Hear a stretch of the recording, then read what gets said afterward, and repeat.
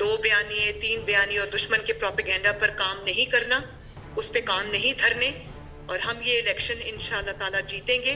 सिर्फ ये जो जिम्मेदारी आपकी लगाई गई है इसको आप पूरी जांफशानी से अंजाम देंगे।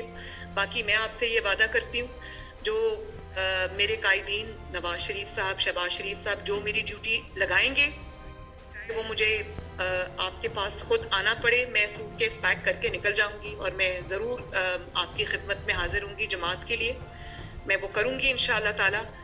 आखिर में बस मैं एक जुमले में ये कहना चाहती हूँ कि हमारी जो कामयाबी है अल्लाह ताला के बाद हमारे अपने हाथ में।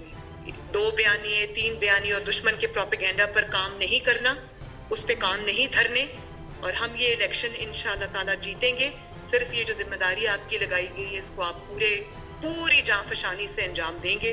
बाकी मैं आपसे ये वादा करती हूँ, जो मेरे कायदीन नवाज शरीफ साहब, शहबाज शरीफ साहब जो मेरी ड्यूटी लगाएंगे, वो मुझे आपके पास खुद आना पड़े, मैं सूटकेस पैक करके निकल जाऊंगी और मैं ज़रूर आपकी खिदमत में हाजिर होंगी जमात के लिए। मैं वो करूंगी इंशाअल्लाह ताला। आखिर में बस मैं एक जुमले में ये कहना चाहती हूँ कि हमारी जो कामयाबी है अल्लाह ताला के बाद हमारे अपने हाथ में।